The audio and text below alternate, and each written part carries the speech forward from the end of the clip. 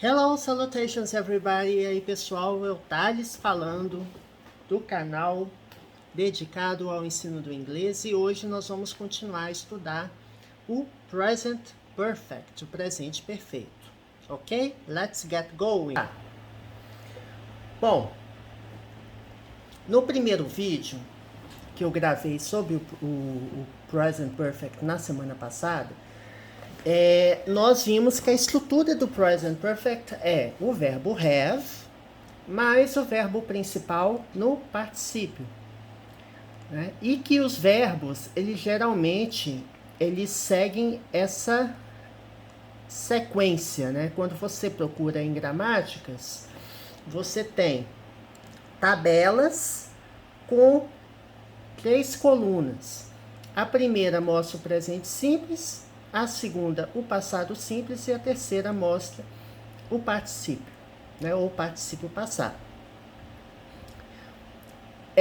Nós vimos, por exemplo, esse exemplo aqui, ó. Ow, I've cut my finger. Eu cortei o meu dedo. Ou seja, algo que acabou de acontecer ou uma informação nova que está sendo dada. Né? Inclusive, o Present Perfect é bastante usado em manchetes de jornais, né? Quando você vai anunciar ou informar que alguma coisa aconteceu. O verbo cut é o verbo cortar. Ele é um verbo irregular.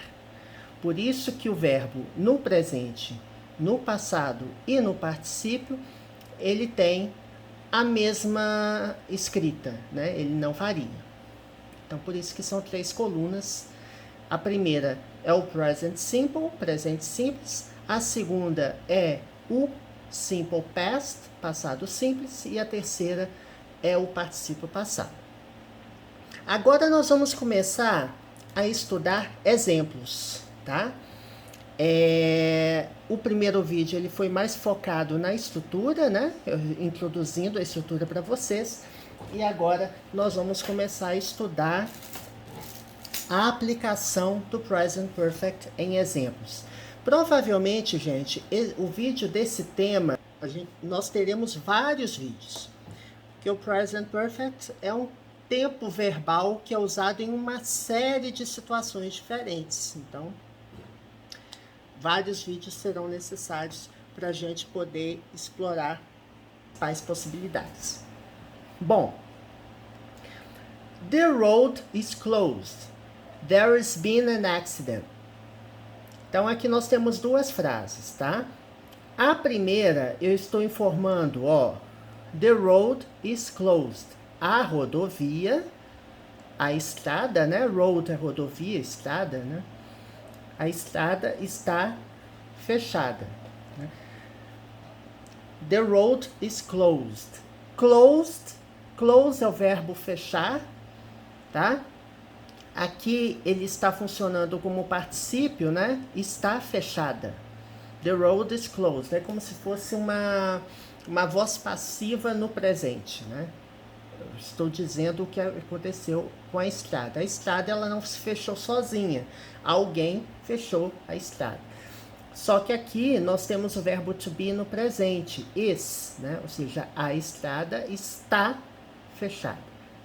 Nós usamos is para he, she ou it, tá? Então, the road pode ser substituído pelo pronome sujeito it. Por isso que é it is ou it is. The é o, a, os e as, né? Artigo definido. E closed é fechado ou fechada. Close é um verbo que termina com E para formar particípio ou conjugar o verbo close ou formar um adjetivo utilizando o particípio, eu acrescento a letra D. Eu não preciso acrescentar ED, porque o verbo close ele já termina com E. Alright? There has been an accident. Aqui nós temos a utilização do present perfect. Tá? There has been. Aí aqui eu tenho que mostrar para vocês o seguinte. Nós temos there is e there are, certo? There is e there are. A gente fala que é o verbo haver, né? Haver, existir. There is eu uso no singular. There are eu uso no plural. Isso aqui no presente simples. Eu tenho ainda o passado, que pode ser there was ou there were, que seria o havia no singular, né? Quando eu vou dizer que havia uma coisa, uma pessoa, um evento só. Então, there was é no singular e there were é no plural. Também aqui, ó, é o que a gente chama de verbo there to be, porque é a combinação de there mais o verbo to be. Aqui nós temos o verbo to be no passado.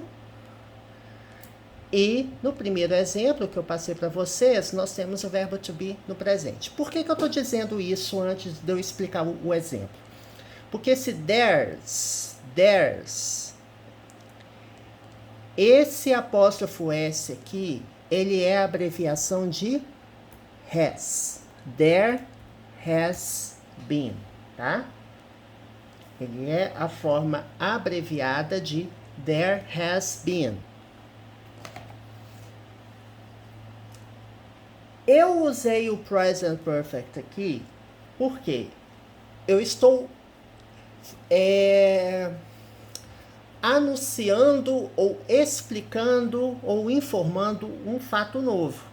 Primeiro eu falei que a estrada está fechada, certo? The road is closed. E depois eu falo que houve um acidente. There has been an accident. Então, esse there has been, assim, se você for traduzir, tem havido, não é tem havido. Na verdade, é algo que aconteceu no passado, né? Que tem impacto no presente. O present perfect, ele tem muito disso, tá? Mesmo quando ele se refere ao passado, ele tem uma conexão, uma ligação com o presente. Aqui nós usamos o present perfect porque eu estou anunciando, informando algo novo, tá? There has been an accident. Houve um acidente. Só por isso. Agora, there has. There has, por que eu uso has? Porque an accident é singular, certo? Um acidente. An aqui é artigo indefinido, né? Que significa um ou uma. Eu uso o artigo an antes de sons vocálicos. Então, an accident. E been é o particípio passado do verbo to be. O verbo to be, ele é um verbo irregular, né? Porque no presente a gente usa am, is ou are, certo? Ou o próprio verbo to be. No passado eu uso was ou were. E no particípio eu uso been, tá? Então aqui nós temos presente, passado e particípio. O presente, quando ele é no infinitivo, né? Quando a gente usa o infinitivo ou um tempo presente que exige a preposição to, por exemplo, uma locução, aí você usa be, to be, tá? Bom, então aqui there has been, por que eu uso there has been? Primeiro, there has been é como se fosse houve ou tem havido, só que aqui é no sentido houve mesmo, né? Houve um acidente, a rodovia está fechada agora porque houve um acidente. Então percebam que um fato ocorreu no passado e tem reflexo no presente, ou seja, a estrada está fechada agora por conta do acidente. Tem essa explicação e também quando você vai dar informações novas, fatos novos a alguém, você usa também o present perfect. Então, there has been an accident, eu uso there has no singular porque an accident singular. Se fosse no plural, seria there have been accidents. Aí, there have been no plural e there has been no singular. Então, entenderam aqui por que eu usei o present perfect aqui? Alright? Bom, vamos um outro exemplo aqui. I can't find my bag. Aqui, gente, nesse exemplo vai ficar mais claro ainda a conexão com o presente, tá? I can't find my bag. O verbo can é o verbo poder, tá? Verbo can. Verbo can, ele pode ser o verbo poder no sentido de capacidade, habilidade, possibilidade e até permissão, né?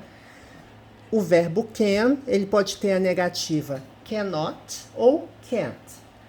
E ele é um verbo modal. Ele faz pergunta sozinho, ele nega sozinho, ele é usado na afirmativa.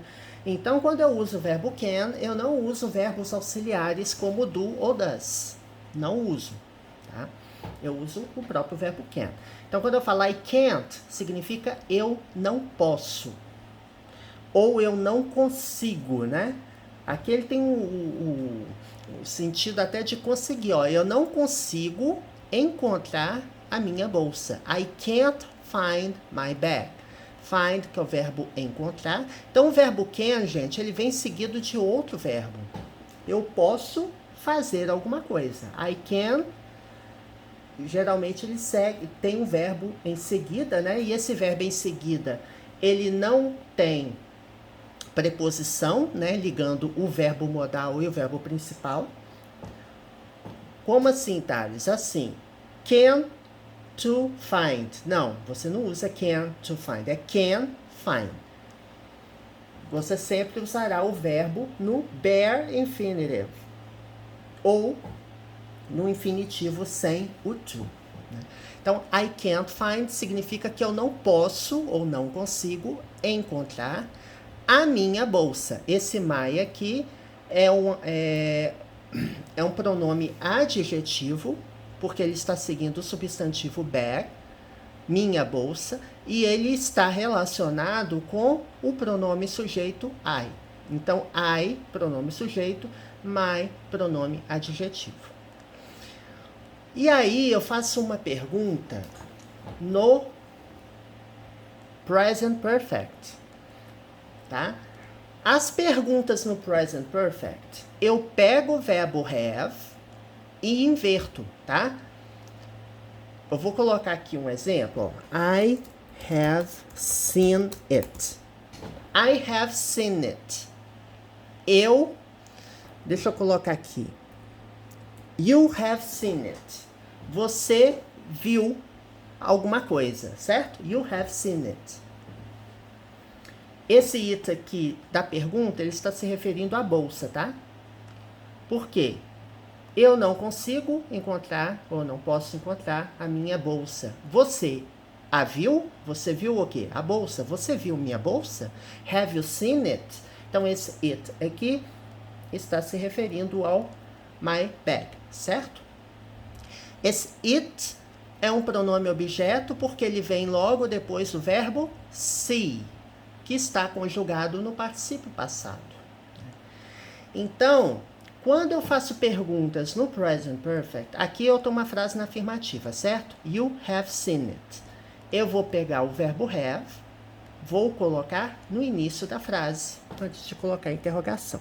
Então, a estrutura da pergunta no present perfect é verbo have, sujeito, verbo no particípio passado, ou particípio e objeto. Então, primeiro o verbo have, pode ser has também, não neste caso, evidentemente, né? Has eu uso para he, she ou it. As demais pessoas do discurso, né? Os demais pronomes sujeito, eu vou usar have. Have, depois eu uso o sujeito, tá? Uso o verbo no particípio e o objeto. Agora, seen, o que é o verbo seen? O verbo seen é o verbo see, tá? Que é um verbo irregular. O passado simples dele é só e o particípio é seen. Então, nós temos aqui as 3 colunas. Se, só, seen. Então, o particípio do verbo se é seen. O passado simples é só. Então, have you seen it? Você viu a minha bolsa? Então, por que eu uso o present perfect para fazer a pergunta? Porque ele tem conexão com o presente. É como se eu estivesse perguntando, do you know where it is now? Você sabe onde a minha bolsa está agora? Né? Aqui eu faço uma pergunta com o verbo auxiliar no presente, que pode ser do ou does. Eu uso do porque eu tenho o sujeito you. Know é o verbo saber, conhecer, né? Então, você sabe onde a minha bolsa, my bag, it aqui está substituindo bag, onde a minha bolsa está agora. Então, por isso que eu usei aqui o present perfect. Porque quando eu pergunto se você viu a minha bolsa, eu quero saber se você a viu, se você sabe onde a minha bolsa está agora. Então, tem conexão com o presente, com algo que aconteceu no presente. O fato no presente é que eu não consigo achar a minha bolsa, né?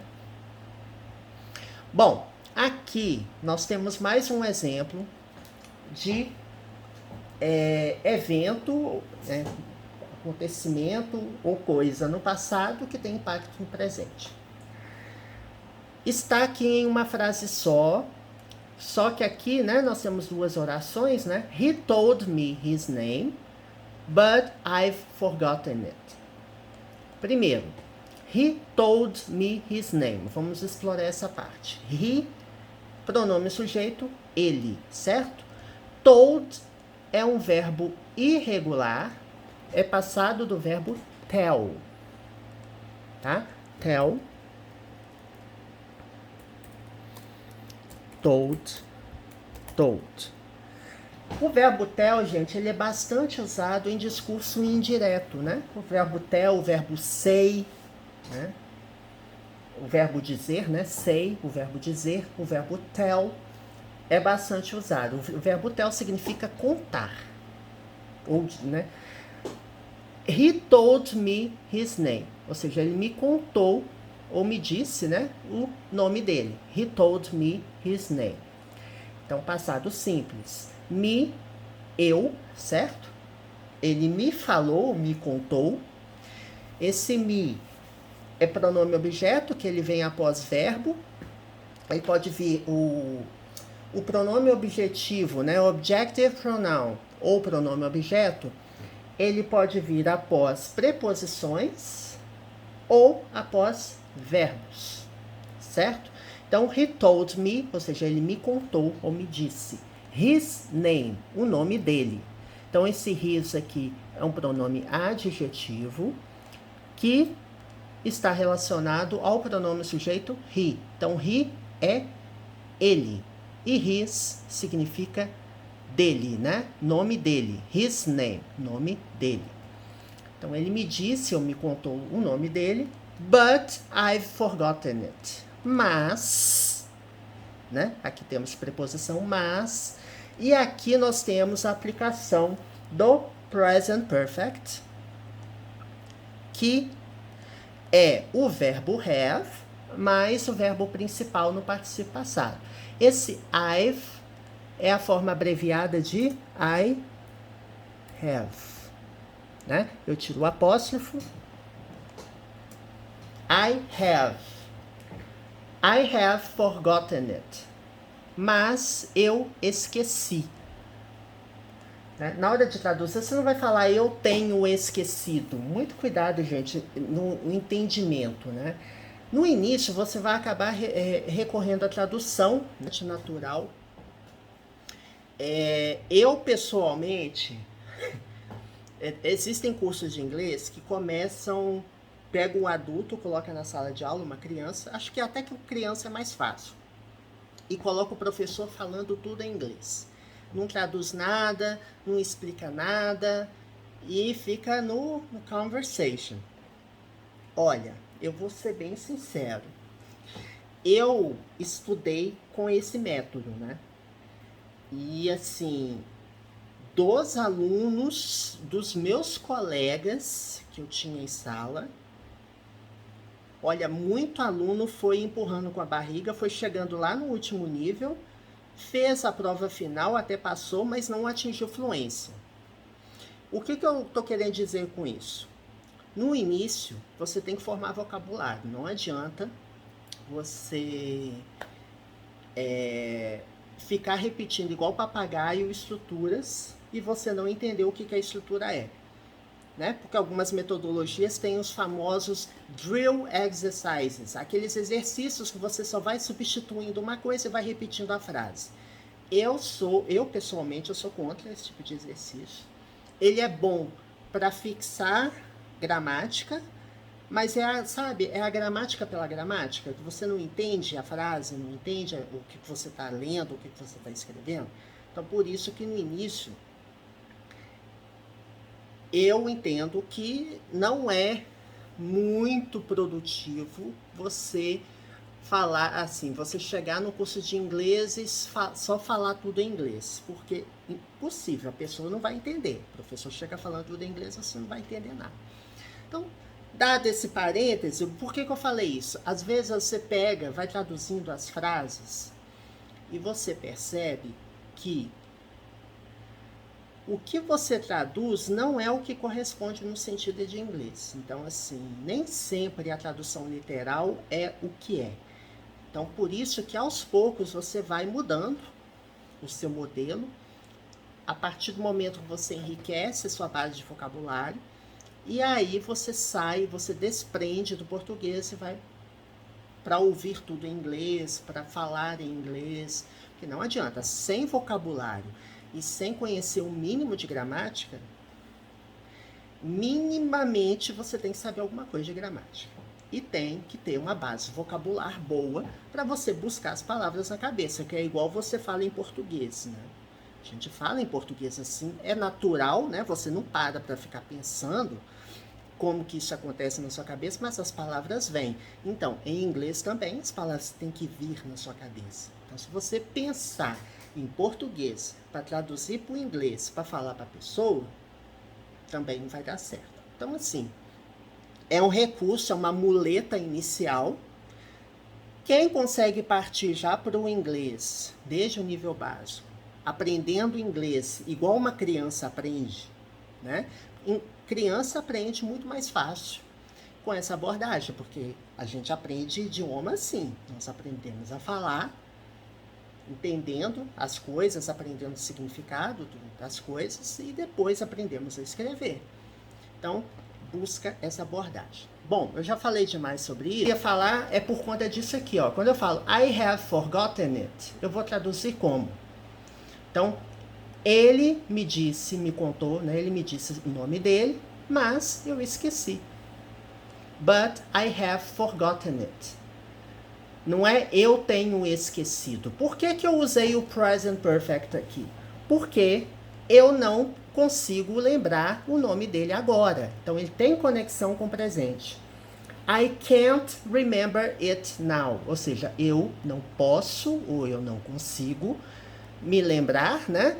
Então, remember é quando você se lembra de alguma coisa, né? Ou a pessoa se lembra de alguma coisa. Então, eu não consigo me lembrar do nome dele, né? His name. Aqui eu estou substituindo por it. E aqui eu tenho now, que é agora. Por que eu falei que é se lembrar? Porque quando outra pessoa lembra para você, ou quando você vê alguma coisa e se lembra, você usa o verbo remind. Ah, isso me lembra tal coisa. Então, remind. Tá? Que aqui não é um processo ativo de se lembrar. Você viu alguma coisa e aquilo te lembra, né? That reminds me of my mother. Ou seja, me lembra a minha mãe. Você viu alguém, oh, she reminds me of my mother. Elas, né? Então, remind aqui é quando outra coisa ou uma pessoa lembra você, né? Ou lembra a outra pessoa. E aqui você se lembra, né? Ou seja, aqui é protagonista, aqui é mais passivo, né? Você vê alguma coisa, é como se fosse um gatilho para você se lembrar. Forgotten é um verbo irregular, tá? Você tem um verbo forget, forgot, forgotten. E é interessante porque forget, forgot, forgotten, você pode pegar essa estrutura aqui, é como se fosse, você tem um verbo get, certo? Get, got, gotten. Tá vendo? É similar. Só que aqui get significa obter, conseguir alguma coisa, certo? E forget é esquecer. Então, são sentidos diferentes. Forget, forgot, forgotten. Então, forgotten é o particípio passado ou o particípio do verbo forget. É um verbo irregular. Então, I have forgotten it. Ou seja, eu me esqueci, né? Eu esqueci do nome dele. Então, ele me disse, me contou, me disse o nome dele, mas eu esqueci. He told me his name, but I have forgotten it. E eu uso o present perfect porque eu não consigo me lembrar do nome dele agora. Então, tem conexão com o presente. O presente perfeito, ele não é igual ao passado simples. Por quê? Passado simples, a gente já viu vídeos disso. A gente vai usar para eventos, fatos, coisas que aconteceram no passado e se encerraram lá. Eu falo assim, I traveled to San Francisco in February. Eu viajei a São Francisco em fevereiro. Foi uma viagem, teve início, meio, fim, acabou lá. Certo? Agora, se eu falo assim, I have never traveled to Europe. Ou I have never been to Europe. Eu nunca estive na Europa. É um fato no passado? Ou seja, você se lembra do passado para dizer, olha, eu nunca viajei para a Europa. Mas quer dizer que eu não posso ir? Eu ainda posso ir. Então, é algo no passado que tem conexão com o presente. Então, eu falo, I have never been to Europe. Eu nunca fui à Europa. But I still can go to Europe if I want. Eu ainda posso ir para a Europa se eu quiser, né? Se tiver dinheiro para tal, né? Então, são essas coisas. Algo que você está fazendo e que ainda pode acontecer, ou algo que você não fez e que ainda pode acontecer. Né? Tem conexão com o presente. São essas situações que é o present perfect. Aqui um outro exemplo. Sally is still here. She hasn't gone out.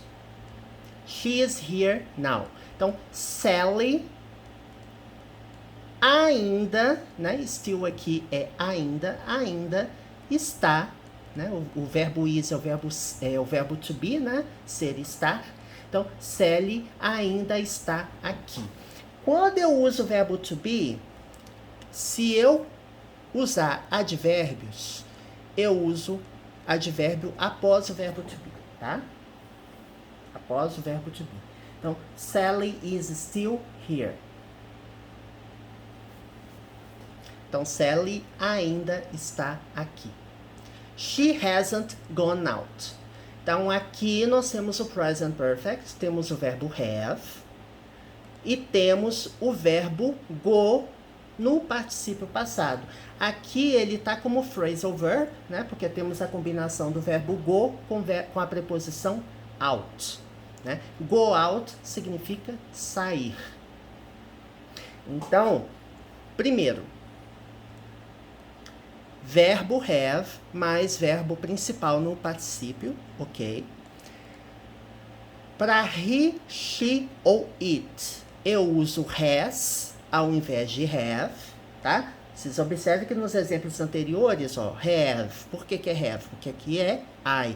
Então, quando eu tenho he, she ou it, eu uso has.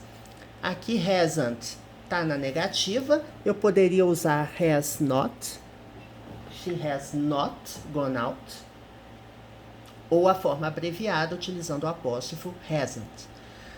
O verbo gone é o particípio do verbo go, tá? Go, went, gone.